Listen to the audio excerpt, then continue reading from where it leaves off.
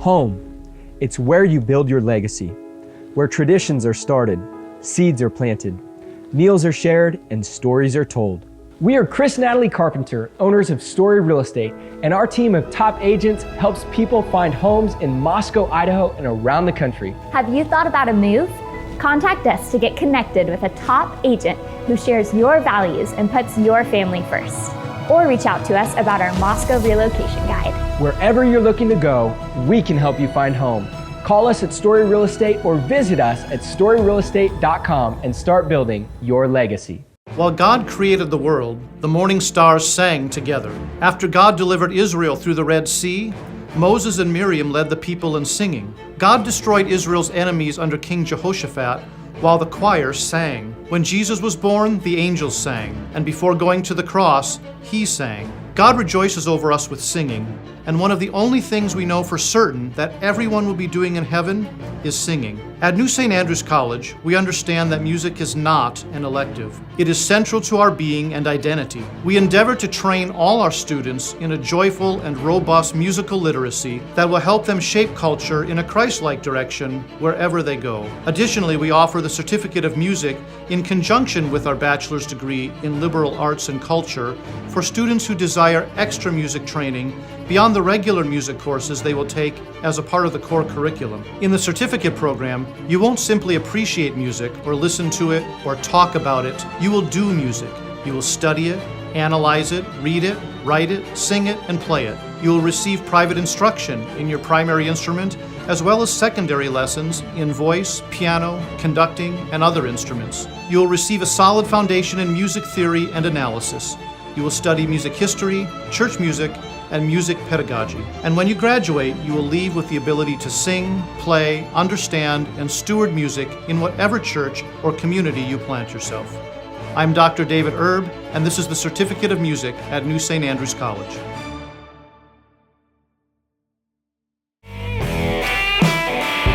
Hey y'all, welcome to Cross Politic on the Fight Laugh Feast Network, your nightly news Is it good, and Pastor? entertainment and commentary with Pastor Toby Chuck Knox on the Water Boy. I want some coffee. It's Haley, that where my you coffee? needed. That's good. I guess right I there. I got mine. I Cuban got right my here. Latinx coffee. No, it was that's not good. what they It's no, fantastic. it's called a Cuban. I call it Latinx No, coffee. It is what it is. Don't do that. Don't they pronounce it Latinx?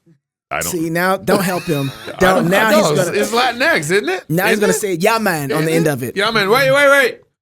You read the ad and then okay, I'm gonna let you go. Ladies and gentlemen, I just want to tell you that the cup of coffee I'm having right now is amazing. Is that cross politic coffee? Miss Haley made it for me. Miss Producer And, Haley. Basically, that's all I want to tell you right She now. is single. It's just that it's She is single. Also, if you want to help support my coffee habit, you should And we join the Join the Fight club. Laugh Feast Club. Go to fightlaughfeast.com today and join the club. You've heard it all before. New year, new year. New year, new you. Who writes these things? Well, that's true for our club portal too. This year at Cross Politic, we're dropping exclusive content into our club portal that you won't be able to find anywhere else. Some of this content will include a Bible study series, if Neil ever tells me when I can start recording it, passed by me, a special with New St. Andrews President Ben Merkel, our that's coming out. backstage content, That's and spicy. probably a bunch of stuff that Gabe hasn't told me or Knox about. I hate when that happens. Real facts. So again, head on over to fightlaughfeast.com, get signed up, become a member today at fightlaughfeast.com. Okay, Before you jump in, I just okay, gotta. okay, all right. This club membership thing is gonna come into play a lot later in the show, but I just want to bring that up. There's a reason you want to become a Fight Laugh Feast club member, not just to help support Pastor Toby's coffee habit, but it's actually a benefit for you that you do, and I'll talk about that a little later. Okay. I like that. All right. Man, we forgot one thing yesterday. One thing. I just hit the table. I hit the table. We forgot one thing yesterday. Yesterday was MLK's birthday. We didn't forget one thing. And we forgot to sing Happy Birthday. And so I think we need to sing Happy Birthday. No, we don't celebrate. All right, here we go. Together. Happy birthday to you. Yes. Happy birthday to you. Yep. Amen. Happy birthday, dear Valley. Happy birthday to you. Valley? So who are we singing happy birthday to? It was Martin Luther King III's wife. Andrea. Andrea. They were singing happy birthday to her.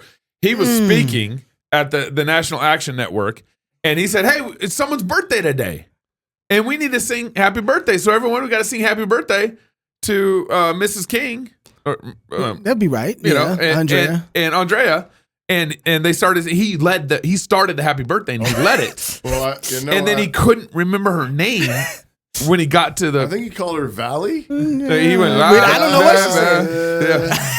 But I saw this morning, and it's been on my funny bone all day. Just watch him. I want to make this like my ringtone on my phone or something. Can I just tell you what you do in these situations? Yeah. You go, all right, everybody, let's sing happy birthday. Happy birthday to. And then you take the mic away. That's it. That's All right, it. You take the mic away. Good job, y'all. And you just No, but instruct everybody. Biden couldn't. He couldn't help It's himself. like, Yeah. Oh, somebody help him. I mean, ever since we talked to Chad yesterday, I'm like, it's worse than I thought.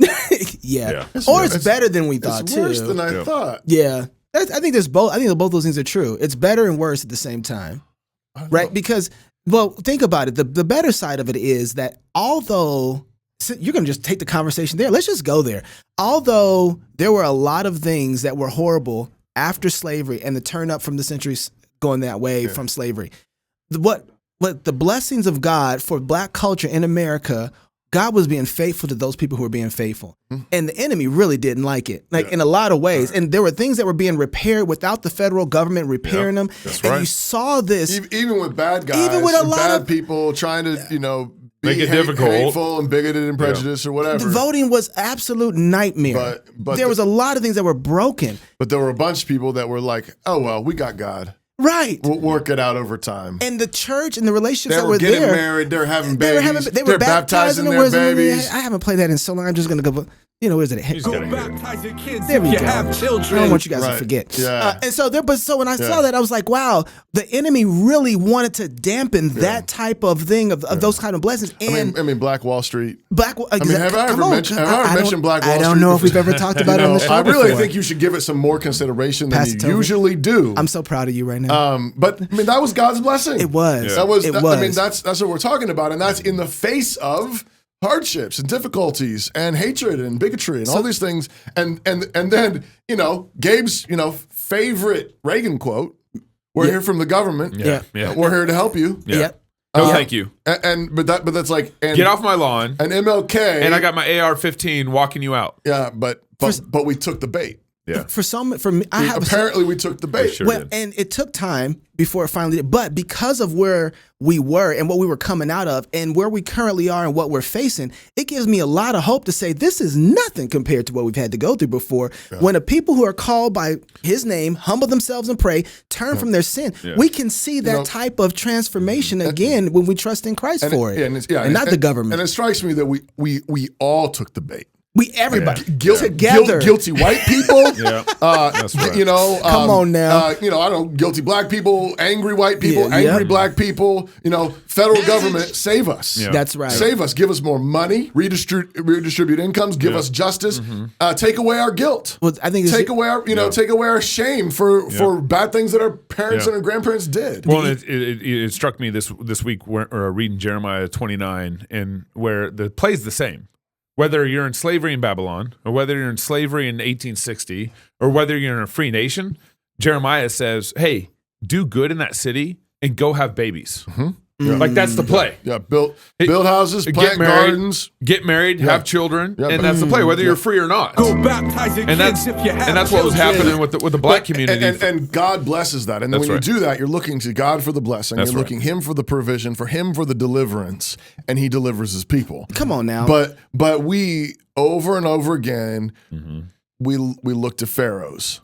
We look to Nebuchadnezzar. We look to the government. What pharaoh are you looking to right now? We want a king like the nations. That's right. And like Samuel said, look, you can have a king, but he's going to oppress you. It's going to be hard and it's going to be difficult.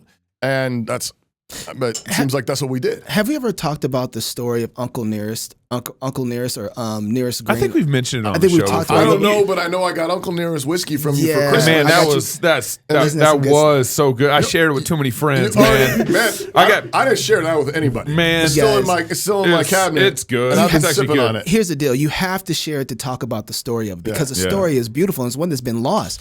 So you have Nearest Green, who grew up in Virginia. He was a slave. And he was a slave. And then you had this other guy who was a kid without a father that got brought into this family on the same plantation. Okay. And this kid would always see this whiskey place, smoking and stuff going on there. Like, what's going on?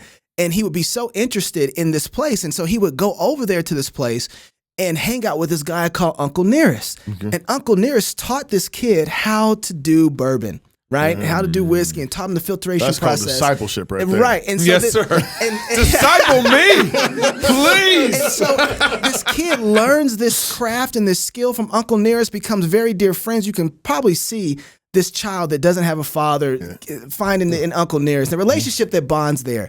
This kid grows up to be Jack Daniels, and Jack Daniels, after he goes and starts his process, goes and gets Uncle Nearest to be a part of his whiskey place. And Uncle Nearest is the first, he's the first guy first black man leading the charge and creating one of the finest whiskeys, right? Bourbons. Right. And they had a bond and relationship for generations of the Greens and the Daniels working together, and just a wonderful cultivation of culture there. I think it was Lynchburg, Virginia. And so put that relationship there on the side. Years later, there's a lot of people that find out about Uncle Nearest from Jack Daniels. Like, oh, Jack Daniels must have been horrible and was a horrible guy to Nearest. Come to find out, they had a wonderful relationship, wonderful family bonding between the generations. And as they go to resurrect this idea of Uncle Nearest, they find out that wasn't just Jack Daniels and Uncle Nearest, it was the whole community. That by the time people were talking about segregation, they were like, well, why? Yeah. We're all friends and family. Why would we segregate from each other? And so they were looking for a lot. They were reading back into history, this kind of racial tension and culture that was never there because of the working relationships that happened way back when they were plantations, right? That a lot of them were shocked at this as they were trying to understand it and said, maybe things were a little different. So when they started desegregating, a lot of the people in Lynchburg said, we don't understand. We play together before we go to school, and then we separate, and then we come back and play together afterwards. They just never bought into the idea. Right. And so the relationships were much different than a lot of the other people in the North were trying to push on this environment. Now, I said that story to say this story. So that's Uncle Nearest's story. It's a beautiful story. You gotta. And there's a great little 10-minute video narrated by I forget the actor's name, really good actor. Jeffrey. You'd like it. Yeah. Google the video. It's really nice. Yeah, thank you. Jeffrey Wright is the actor who does it. Yeah. One of my favorite actors of all time. You just search Uncle Nearest. Uncle Nearest, Jeffrey Wright. He talks come up about the there. whole Okay. story and the creator. There's a lady who is one of the children of Uncle Nearest is part of making this new brew. But in my own family and story, I think I've said this before. I talked to my grandma, Sharon's grandmother, and asked her about her life. She's in her 80s at the time, and we wanted to get a video of everything that she had gone through. And she comes from the Deep South, born in 1939, and she's in Florida. And so we wanted to hear her story and pass it on from generations. And I'm hearing her story, and by the time she gets to her 50s, she's moving to Minneapolis. And I had to stop her in the middle of the story. I was like, Grandma, wait a second. I've heard you tell us your whole story from growing up without running water, living in the backwoods, all this stuff. And I've never heard you talk one moment about racism and prejudice and all this stuff bumping into you. And it just wasn't coming up in your story. Why haven't you brought that to the forefront to communicate? And I remember her saying, baby, they weren't going to do anything to stop me. And I was just thinking, for her, they weren't even an obstacle that was worthy of communicating to her great-grands and anybody else. And it was like the mentality that she had just shocked versus me. our pronoun snowflakes. Versus some of everybody, people's like, well, you can't come here, you can't go there. She's living in segregation, right? But she's like, I'm still going to do whatever it is I want to do and got to do. Right. And there wasn't always that kind of relationship everywhere. Right. And it was just interesting that the way that we've gone back and retrofit history from what we thought it was, or from the moral imagination that's being created for us, it really wasn't that at all. Right. And so that's what's so good about talking with Chad is that, there's a lot more to this story, kind of like Proverbs. One first comes and tell their story, and you think that's what it is until another comes and corrects them. Until you're like, oh, there's way more, and we need to have that attitude about this. Yeah, we need to go back and just read our history. That's right. I mean, we need to know broadly too. Yeah, we need to don't take. I mean, basically, like, the stuff that's getting published now, like, even you just can't trust it. You just like, it's all got spin, it's all got agenda. Yeah. And we really need to go back and we need to listen to our fathers and our grandfathers and our grandmothers. That's right. And that's right. And let them tell us how it was. Well, and what's undone so much of this is our public education system. So here in Idaho, we're actually Ain't that you know what? It's so funny. Everybody who's listened to yesterday's show is like, "How come we weren't taught this?" I was public school. Yeah. How we come? had a lot of comments back. Like, how come? That's exactly so, right. so anyways, here in Idaho, we actually got some good conservative legislators that ended up in the House and the Senate here in Idaho. Praise God. And they're starting to push some good things. And one of the things that's kind of on the docket is some form of, school voucher or some sort of, money following the student kind of legislation. Yeah. Our Idaho state superintendent is actually, she's Republican. And we had two superintendents run against one. I liked the one that actually won was kind of a rhino, and I wasn't that excited about her.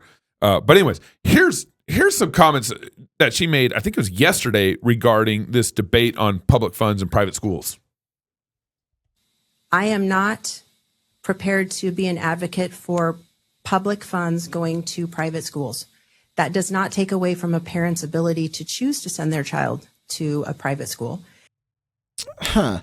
So our state superintendent is not for taking public funds to private schools, but we'll play another clip here in a second. But there's just so I mean, public universities, private universities. I mean, you can think of all these. There's many examples of private funds. Are you done? Public funds going to private. Yes, Toby, I'll let you have it.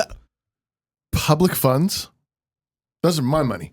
yeah, right. Yeah, she talking about you. She's talking about our money. Yeah. She's right. like, that's not her money. It's not public money. It's my money. It's taxpayer money. Yeah, that's right.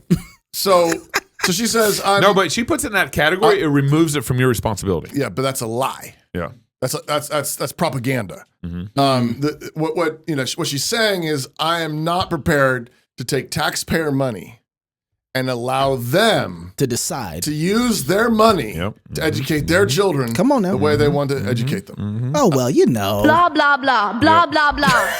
which is amazing. But she can take your money. She's a good massa. And let them, and they can decide what to do with your money, right? Without you. So that's Apparently.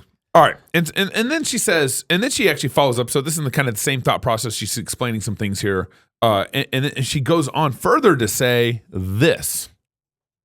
We are able to satisfy a number of parental decisions through tax dollars. And her statement was, we've got a lot of existing programs in place that many times we keep trying to come up with another way to satisfy that, that same problem. And this is a topic where I think we do have a number of ways that we're able to identify that.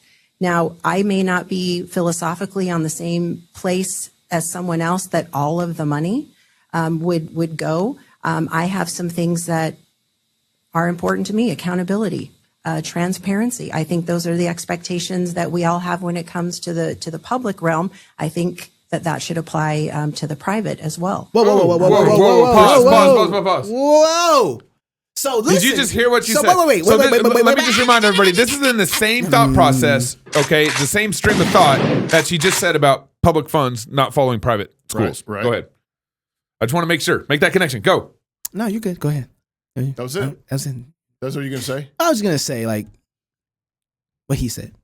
All right. Wait. But I don't know what you guys are saying. Well, I'm okay. sorry. I'm slow. You guys you're like an old married couple, and I don't know what we're fighting about. So it's okay to take your money and then to not give it to private institutions, right? And say you can send your kids over there, but we're still going to take your money and send other people's kids to public schools, on your pay dime. for them on your dime, right? But I want to control some of the transparency accountability issues on the private institutions. Yeah. So they want control over the private institutions without the money. Now, I don't want them to have control over any of it. Yeah. Well, but it's interesting that that's still the way she's thinking about this. Well, and what's interesting is that even though she's not ready to allow public funds to go fund private schools, a whole bunch of, I think, not very thoughtful other Republicans would just jump on a bandwagon and say, I think all that public funding Yeah, right. should go to private schools. Yep. And then that's only going to bolster her point. Well, Because exactly. as soon as you start taking the federal dollars, then why The can't accountability and transparency is really going to come. don't we need to have accountability and Really gonna transparency? come. That's But right. she's already asking for it without the money. Imagine what happens when she gets Exactly. it. That's what I'm Yeah, saying. yeah. Exactly. And this is something that, again, now on the one hand, I want to break the public school monopoly with all my heart. All I want for Christmas is a broken public school monopoly. Yeah, That's right. what I want. Right. Okay, because the public school You government better be a school really good boy this next year. monopoly. I mean, this. I am convinced. I mean, next to the complete spineless cowardice, effeminacy of the modern evangelical church, Yep. I think the next best, most poisonous thing in this country is the Marxist schools. I feel God right there. That's what those are. Yeah. Government schools are Marxist schools. You cannot. That's what they are. And Republicans, the idiots that they are, pump billions of dollars into them and promise to keep funding them because they want Marxism. Yeah. Apparently. Yeah. That should really scare us. And so, but so I want to break that with all my heart. Yeah. And I think there's probably a play here because there is a massive push right now because a bunch of people are getting sick and tired of the disgusting sex ed programs in the public schools and the Marxism cover that here in a and second. the public schools and the ESG and DEI and all the nonsense going and CRT and all the other pagan acronyms going on in the public schools. And so there's the meetings are getting more and more exciting, as they say. Yeah. And so I think there's a momentum here that I want to capitalize on, but I think we have to be so careful because if you just simply say, all right, now start diverting public funds into private schools, I think this is a setup for that very thing that this superintendent just said, that we need to have transparency and accountability. And what's to stop, again, Republicans are great at starting things that the Democrats capitalize on. Yeah, that's right. All right, so transparency and accountability, and the Republicans say, well, we just mean common sense. Yeah. And then the Democrats get into power 5 years later, 10 years later, and say, yes, and by common sense, we mean drag queens and pornographic sex ed curriculum. And if your school is teaching traditional Christian marriage, that your gender identity, your sexual identity is established by God at creation and at conception, that is bigotry, backward racism, white nationalism, whatever, and that is clearly not acceptable. And there's all kinds of ways. Either the private institutions they get hooked. Yep. On the meth money. Yep. The government meth money. And now they got to have it. And so they compromise, which is what most higher education has happened with colleges. Yep. And just ask Canada, by the way. Oh. If they have the guts and the backbone to say, then keep your stupid money, the institution is going to collapse because, how many students were paying tuition based on those public dollars, quote unquote, public dollars that they now yank out from underneath you. So I think there's probably a play to be made here, but I am, and this is an honest question. I'd love to hear from audience members and people who are listening to this discussion and thinking about this. How are you going to break the monopoly? Let's use the momentum. I think we should, but how are we going to do it and protect these private schools? Yeah. How are we going to do it? I've heard some ideas, but I'm honestly and I don't know how possible that is once you start giving money through public means. The one idea that I've had one guy suggest to me is that if funds becoming available, use the funds merely to purchase facilities and one-time purchases. So that once it's gone, it's gone. But you're not building it into your budget. Interesting. That's one idea that I think is worth considering. Yeah. The only problem is I think you got to see this as a drug. That's the thing. And I don't think that we have the willpower to resist the temptation of it.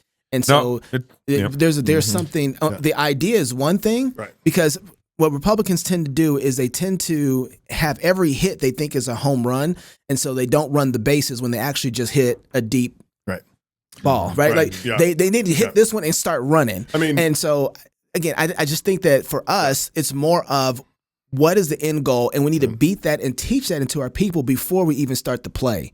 because otherwise we hit the ball and we think, oh, it's over. And it's not. And we're not being educated. Exactly. Everybody's just thinking, I just want to have school choice. This is why I think it's hard for us to run the play, because the play we think is school choice, when the play is actually way beyond school choice. Right, yeah. And we don't. And if we talk to people, they don't have an idea what that looks like past that. All right, let me read this out, and then you can do the next story, Gabe. The mission of Armed Republic is to honor Christ by equipping free men with tools of liberty necessary to preserve God-given rights.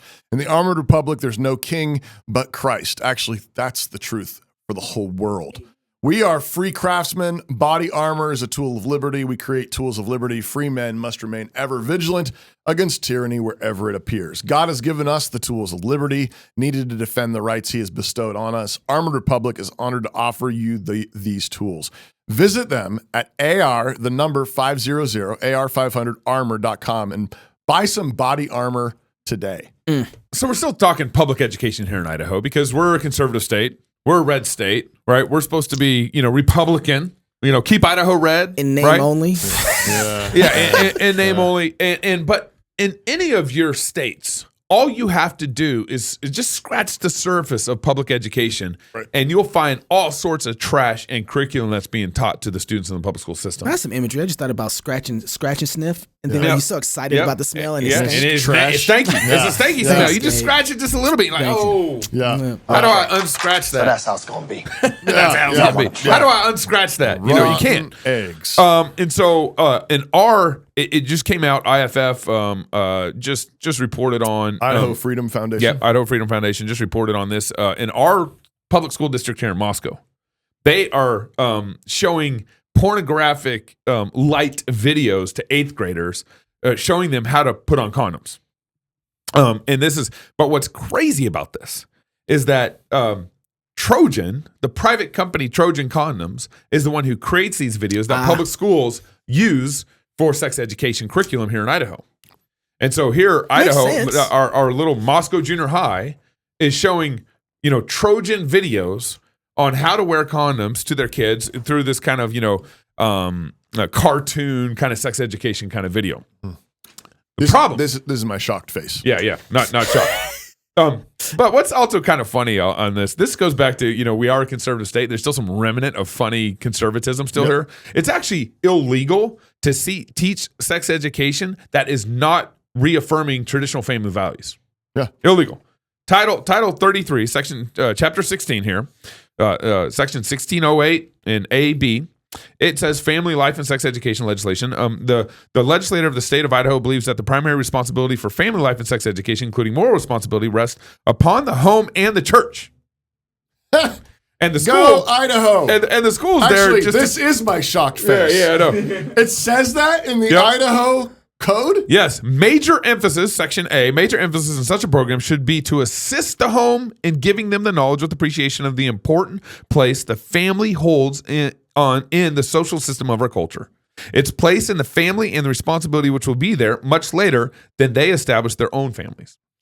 Then it goes on to say, the program should supplement the work in the home and the church in giving the youth the scientific, physiological information for understanding sex and its relation to the miracle of life, including the knowledge of the power of sex drive and the necessity for controlling that drive by self-discipline. Doesn't it contradict controlling that drive? It's like no LGBT lust. Out of here. Get them all. And then it says all this is geared towards teaching. It actually uses a male pronoun, teaching him now and later when he chooses a mate and establishes his own family.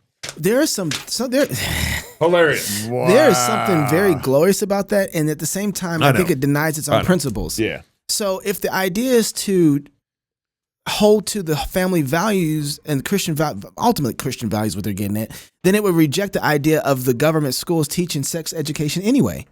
Right. Mm-hmm. Because that's a responsibility and duty of the family to engage in that kind of idea. But that camel's nose is to assist. So they got that assist word in there. Well, but it's striking, at least in one of the videos, I was reading about this earlier. Yeah. The video actually says your parents are one trusted resource, but your doctor is your most trusted resource. No way. Yes, that was from the Idaho Freedom Foundation. I missed that in the write-up. Yeah.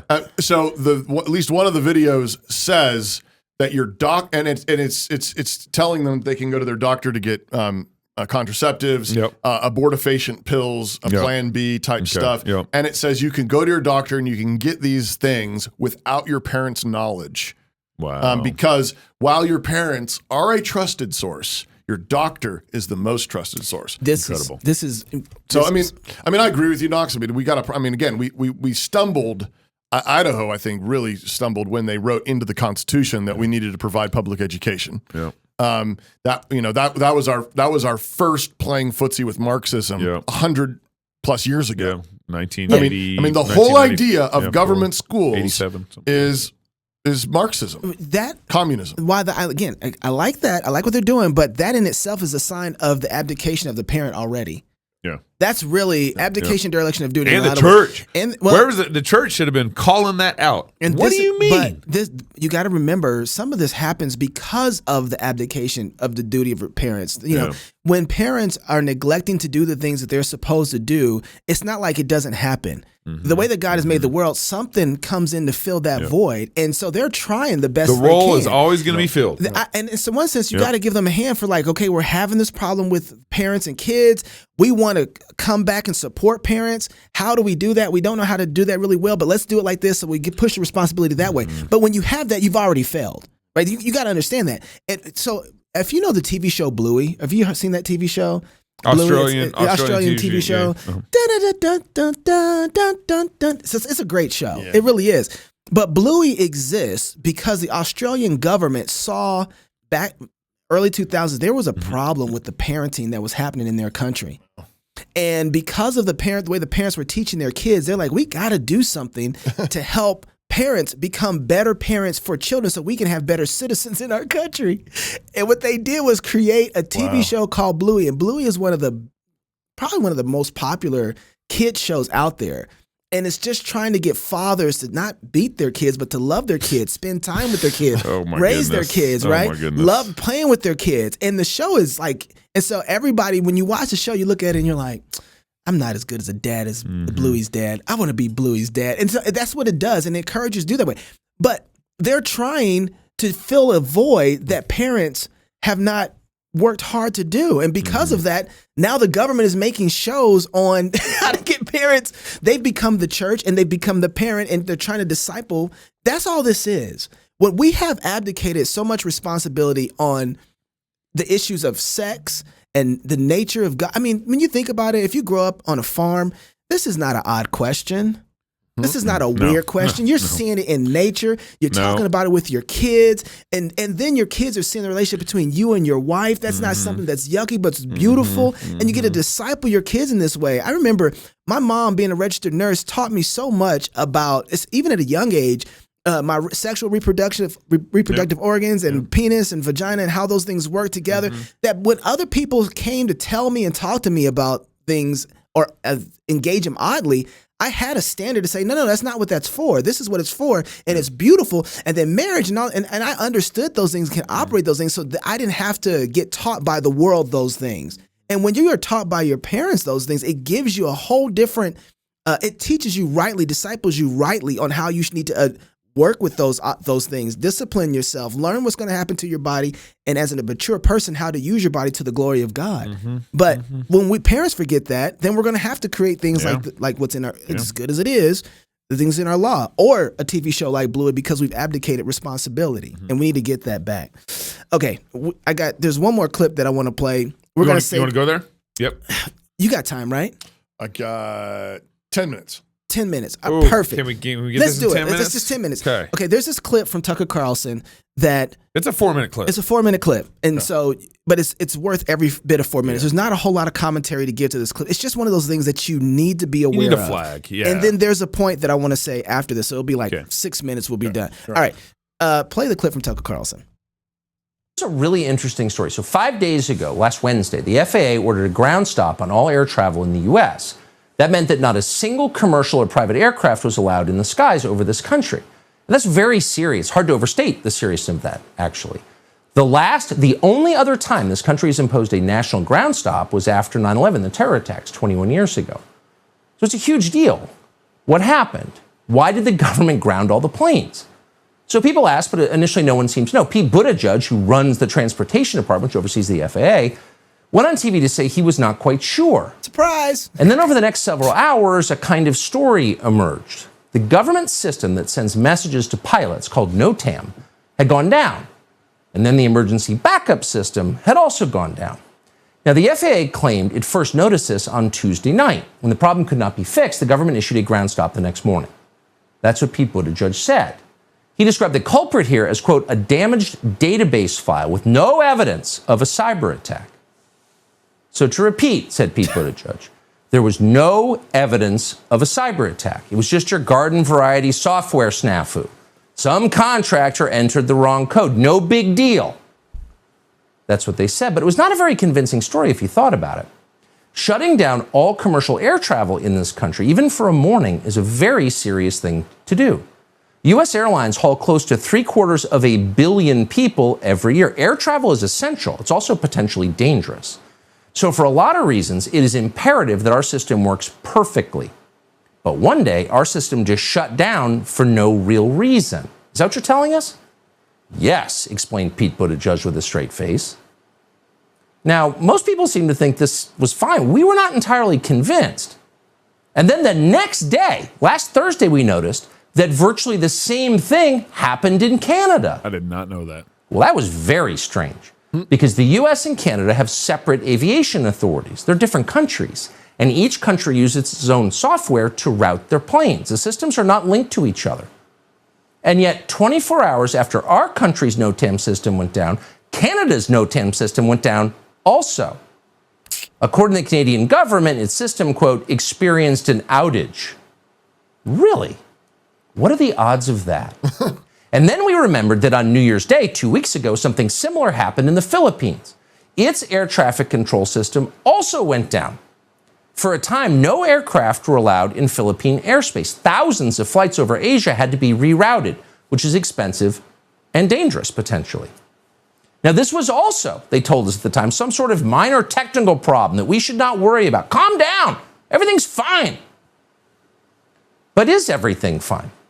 Or is it possible that somebody is hacking into aviation systems and holding various governments around the world hostage until they pay a ransom? Well, yes, it's entirely possible. In fact, for example, in the summer of 2020, UCSF Medical School paid more than $1 million in Bitcoin, and they paid it in order to get access to their own computers, which had been frozen by hackers. They were held up for ransom. So what if the same people or similar people just did something very much like that to the FAA, and then to the government in Canada, and also the government of the Philippines?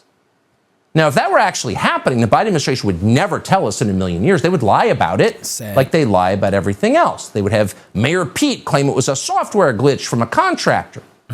And they would lie to us because they would not want us to know that they had been so utterly reckless and negligent and distracted by equity concerns that they had allowed some foreign hostile group to take control of our FAA. Wow. But the lie could only cover so much because there would be signs of it. Almost all ransoms like this are paid in Bitcoin. So if the US government was buying huge amounts of Bitcoin in order to pay a ransom, Bitcoin prices would surge, of course. So the question is, has that happened? Oh, yes. It has happened. Since the nationwide ground stop last Thursday, the price of Bitcoin has shot up about 20%. Is that a coincidence? We asked Pete Buttigieg to come on the show tonight to let us know. Unfortunately, he did not respond to our request, so we'll keep asking.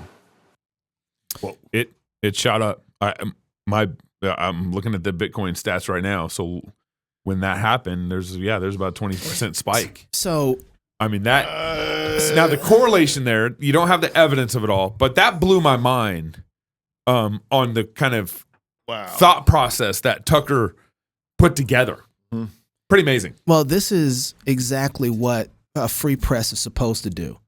They're asking the right questions. Connect the dots. He's thinking through the process, and he's asking the right questions to say, hey, we see this going on and we see it happening and we have some suspicions.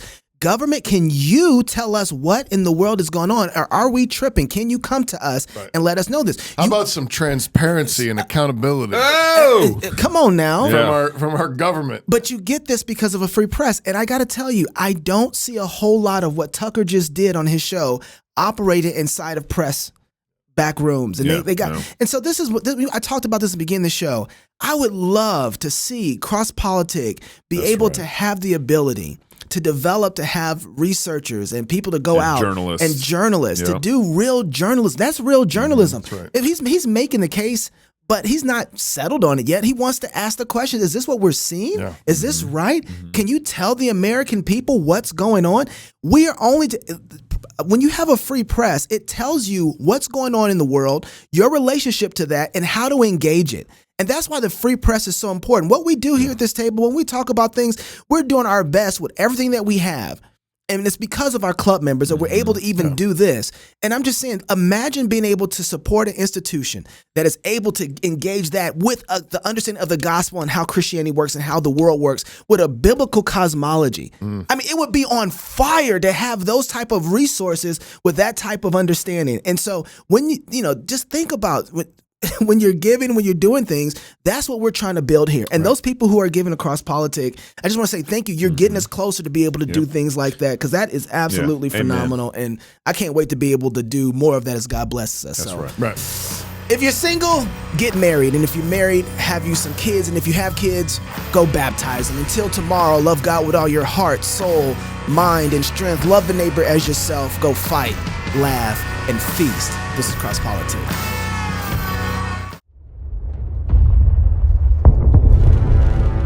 It is the duty of the free man to resist tyranny at every turn.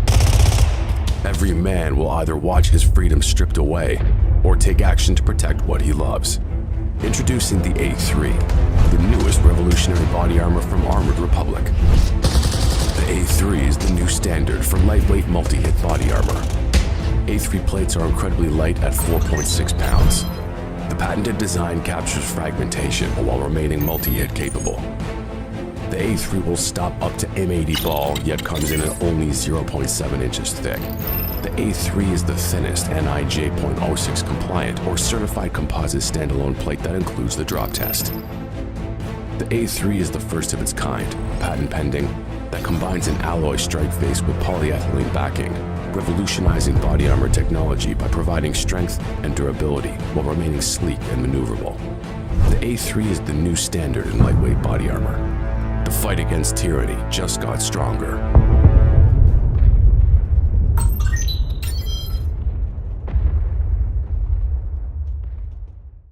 Hi, I'm Robert Borton, CEO of Classical Conversations, the world's largest classical Christian homeschooling community. I'm launching a new podcast, Refining Rhetoric. If you like cross politics or just listen to hear what crazy stuff they're saying today, you will enjoy Refining Rhetoric. You can find us on your favorite podcast platform. I practice the 15 tools of learning by interviewing great guests, looking at current events, and talking about cryptocurrency.